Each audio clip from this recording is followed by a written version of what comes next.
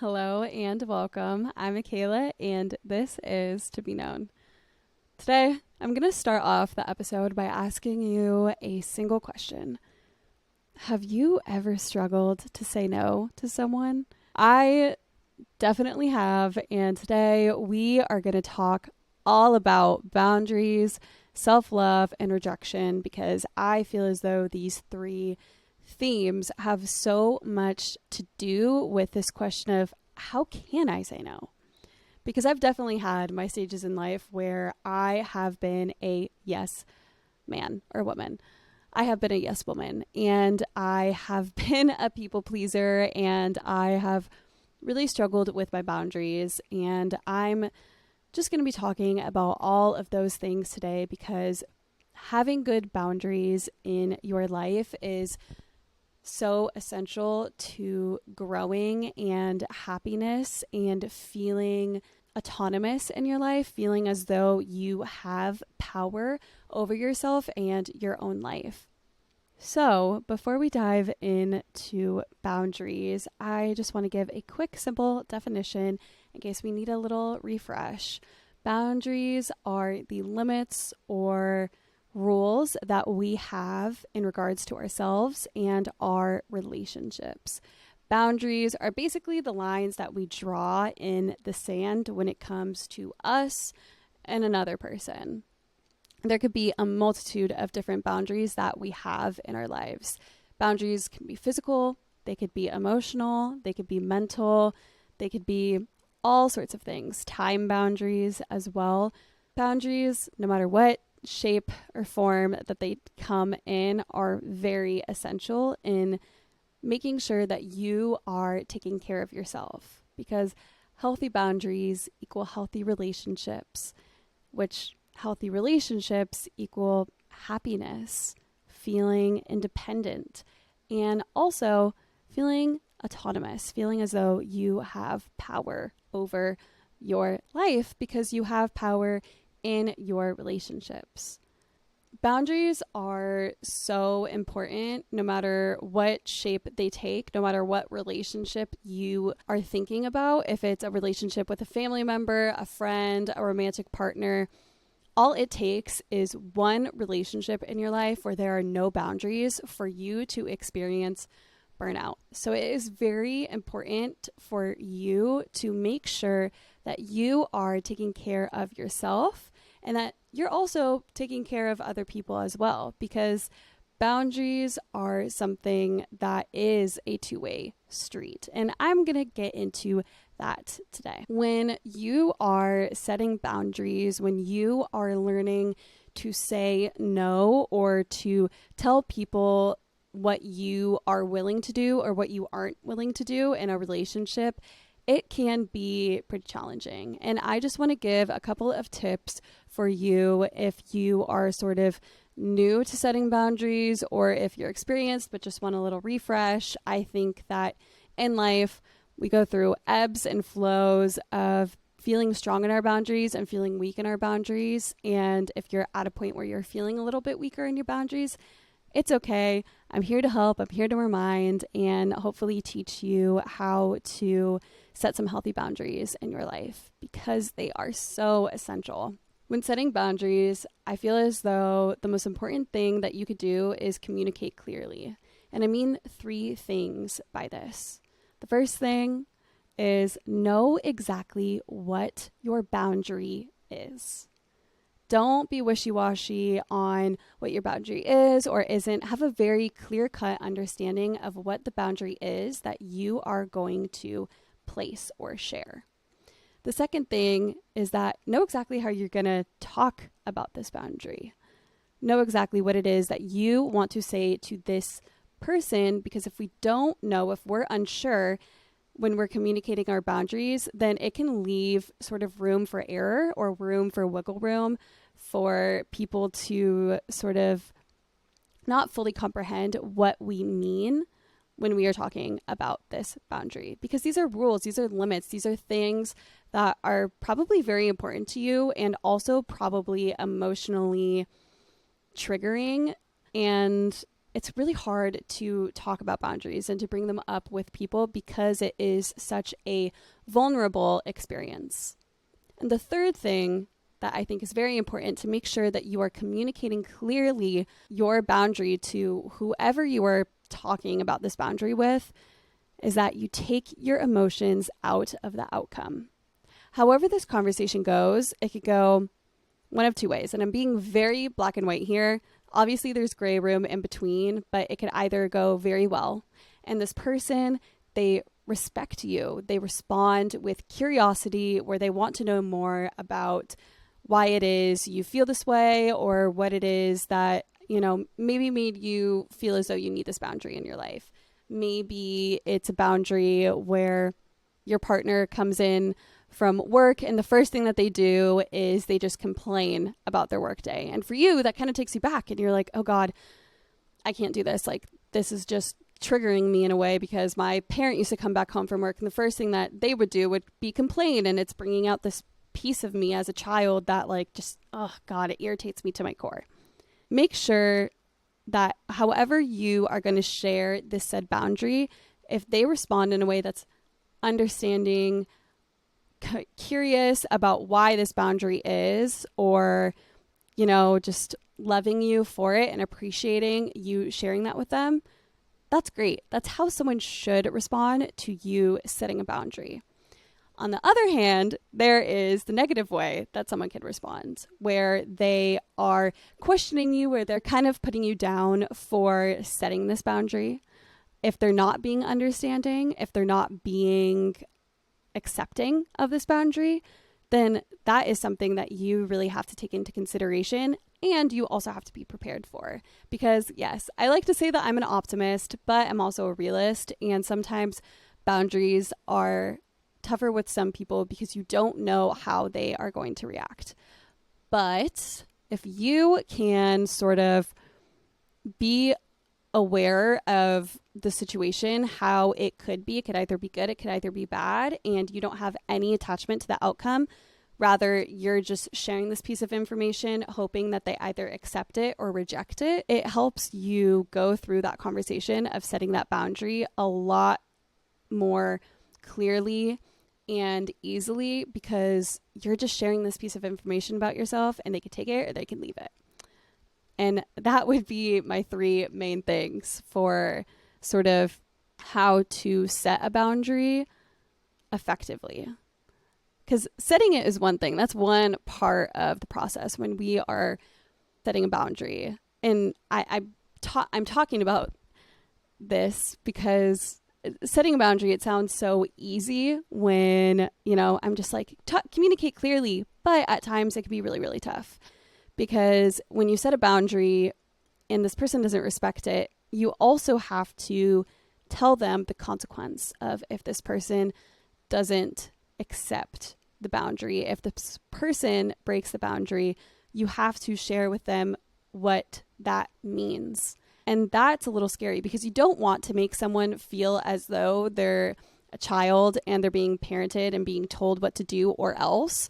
You don't want to do that with people, especially as an adult. That's not something that you want to do. We're not here to parent other adults. You know what I mean? That's why it could be a little bit more tough because you can feel as though when you are naming a consequence of, like if you do blank, then I am going to be upset and I'm going to be like, I talked to you about this. I got a little bit of, I'm not going to lie, I got a little bit ahead of myself when talking about the consequence part because I want to go back. Consequence, let's put it in our pocket, save it for later. But when you are talking about your boundary, it's really important that you are coming from a place of kindness and vulnerability because setting boundaries are such a great way for someone to get to know you and you to also get to know this person that you're setting the boundary with. Maybe this is something that they agree with. Maybe this is something where like, you know what, like, I'm so happy you brought this up. Like, I feel the same way. And I think that that is a good boundary for us to set in our friendship, our relationship, whatever the case may be.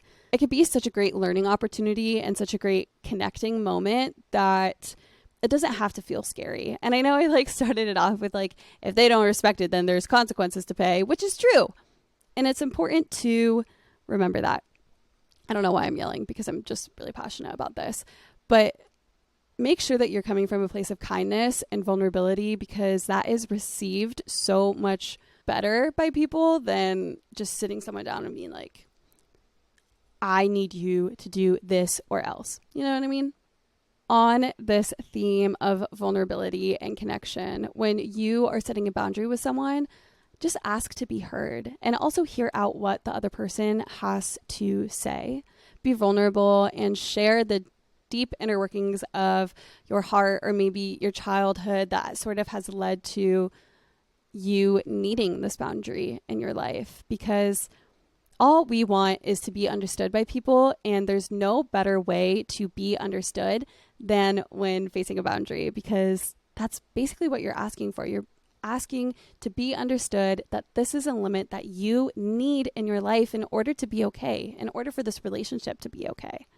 When you're setting boundaries in new relationships, I think it's best to do this as early as possible. And if this person respects your boundaries, then they deserve to be in your life. If they don't respect your boundaries, then they don't deserve to be in your life. Simply put, easy on. I'm being very black and white thinking right now. But if someone receives this boundary that you set early on in a relationship very well, then chances are every single boundary, every single little bit of confrontation that you are going to experience in this relationship, in this friendship, are only going to go smoothly. If it's not received well, chances are it's also not going to be received well later on. So it's a really great way to sort of test the strength of the relationship, the respect in the relationship, by setting these boundaries early on in a kind, vulnerable way with whoever you are learning about. Because they also want to learn about you. And if they don't want to learn about you, then run. But then there's also the challenge of setting boundaries in pre-existing relationships.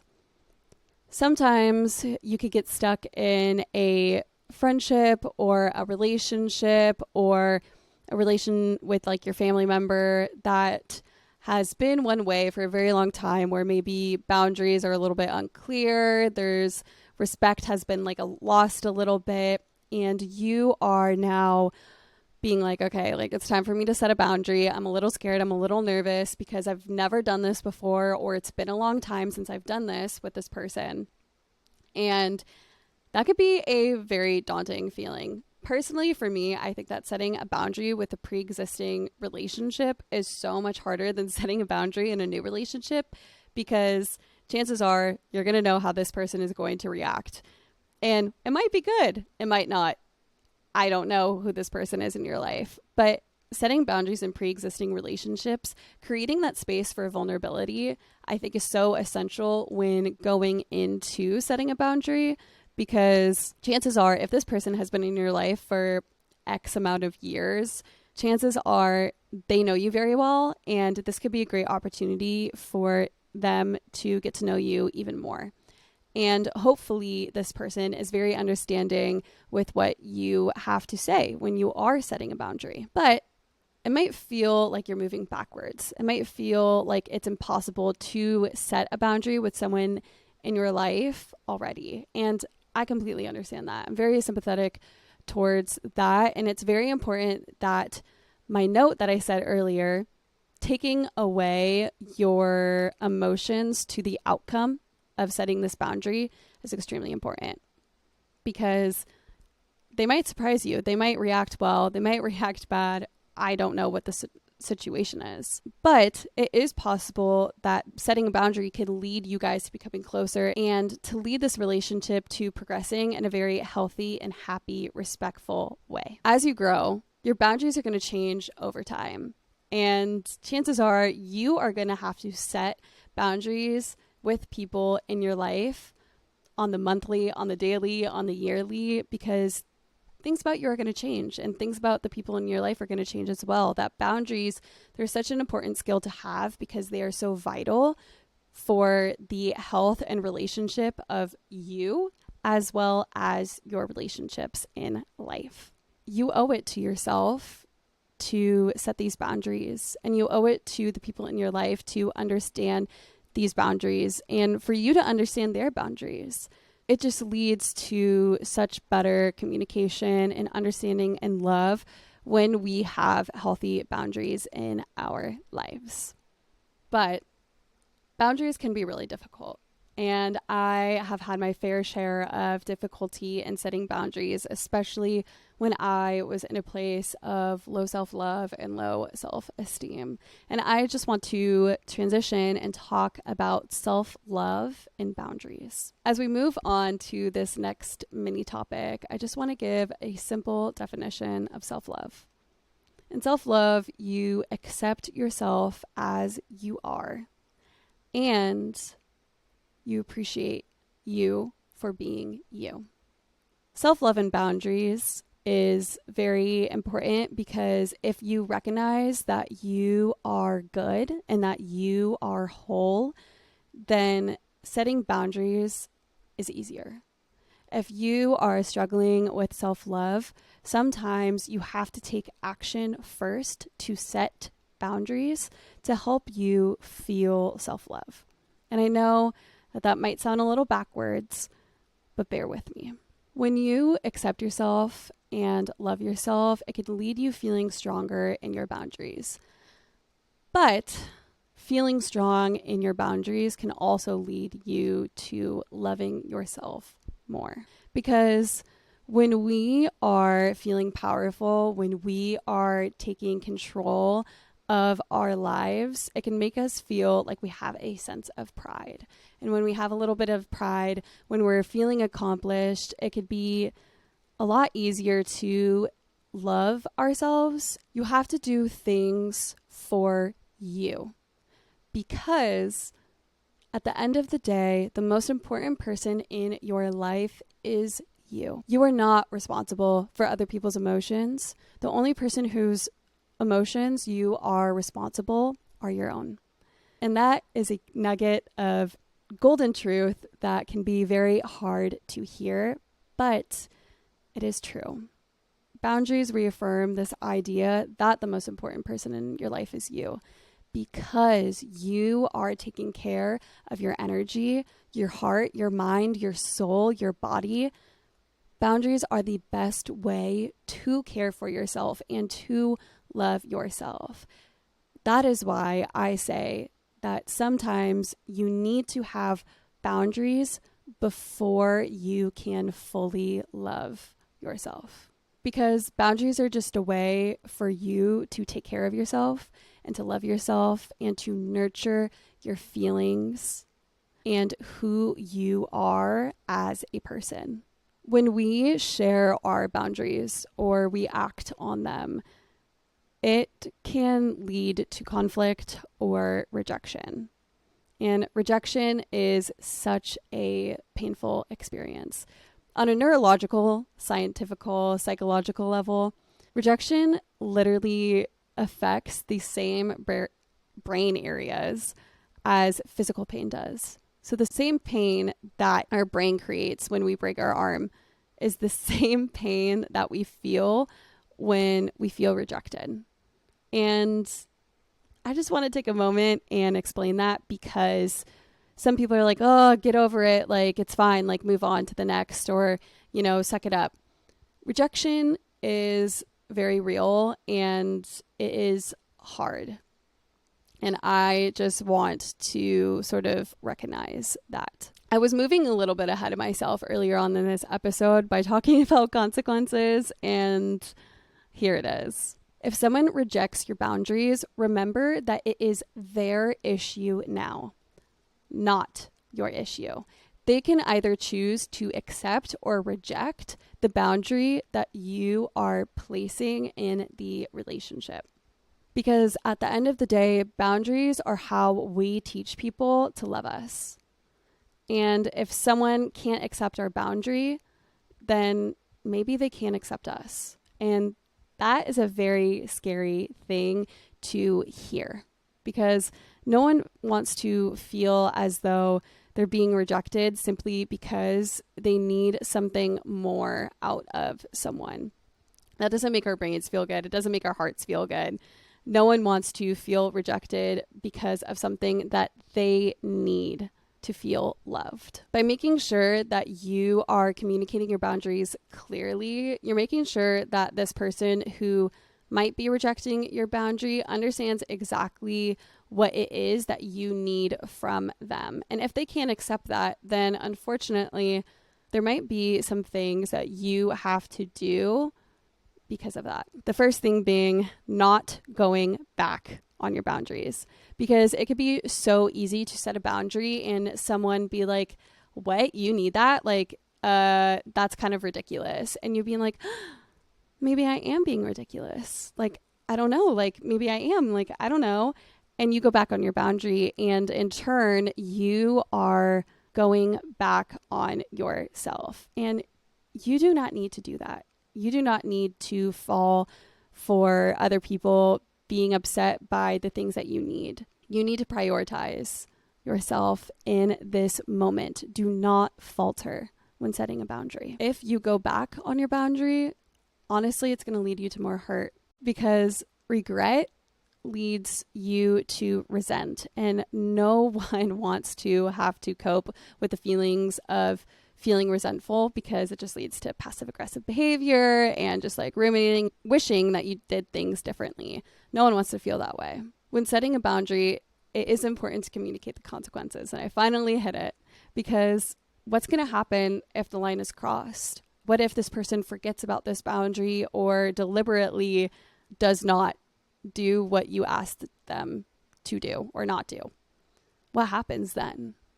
Make sure that you're communicating the consequences clearly, because it's important that you can also keep yourself accountable as well as them accountable for if this boundary is crossed. And consequences look different. There's obviously larger consequences, like if you cheat on me, then I will break up with you. You know, that's a very classic, big thing, big consequence, but also little thing, little consequence. Make sure that the consequence that you are sort of giving also equals the boundary. And then the next step with consequences is that you have to follow through with them. Make sure that you know exactly what the boundary is, exactly what the consequence is, and that you are following through. Because if you allow someone to disrespect you unscathed, like they don't have to face any repercussions for it, they will do it again and again and again and again until you finally get fed up with it and probably explode, because that's kind of how things go, right? You deserve to be respected, and the boundaries should be respected as well. And if the boundaries aren't respected, you're not respected, then they have to face the consequences of it, because it is their choice to respect your boundaries or to not. So now we moved on to the dreaded what to do if someone is continuously disrespecting your boundaries. First things first, I just want to say, talk to a therapist or a loved one and share this thing that's going on in this dynamic that you might have in your life. Talk about it with people and get people's opinions, because the people in your life that know you well know what is best for you. At the end of the day, they do. And they could see the situation a little bit more clearly than you might be, because you're in the thick of it. So it's really important to talk about your loved ones with it at a healthy amount, because you might need to just let that emotion out. You might need to get opinions. You might need to get advice, and take it. Take the advice that people give you, if it is good advice. And deep down, we know when advice is the right thing to do when someone gives it to us. Like, we know, like, that's a little toxic, I'm not going to do it. Or maybe you do. Or you listen to good advice and you're like, okay, yeah, God, I know you're right. And you do it.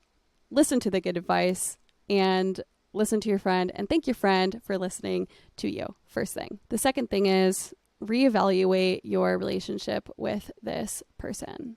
Because if someone is continuously disrespecting your boundaries, you might need to cut them off. And I know that it is a very hard thing to do, because sometimes you invest so many years, so much time in a relationship that losing it just doesn't seem like it's worth it.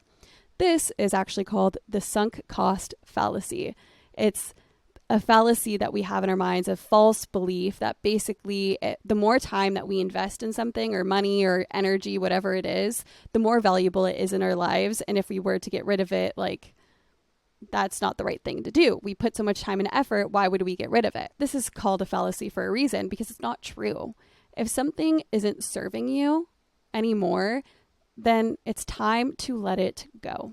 And some questions that you're going to have to ask yourself are, is this relationship healthy for you? Does this relationship have healthy boundaries?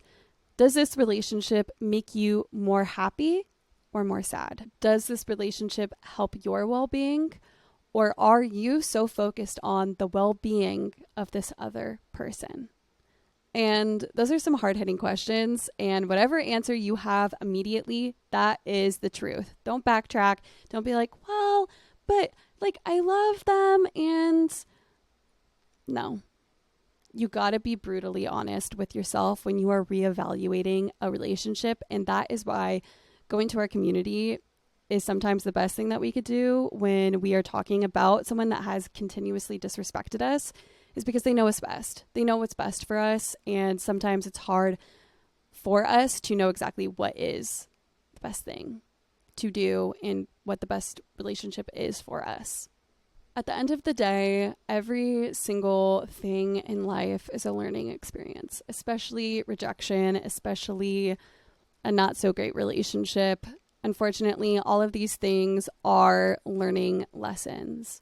And it's really important to see rejection as a learning experience, because it could feel like a personal attack sometimes. If I'm going to be completely honest, rejection or just disrespectful relationships can feel like such a personal attack on our character. It can make us feel so unworthy, but that is not the case. Every time that we face rejection, it is an opportunity for us to learn more about ourselves and our needs and our desires, as well as the person that we're experiencing rejection from. Use rejection to motivate you to find people in your life who will love you for who you are. Because at the end of the day, someone who accepts you, who accepts your boundaries, they are in it because of you, because of the way that you love them and you make them feel. They are in it to love you as a human. You deserve love and respect.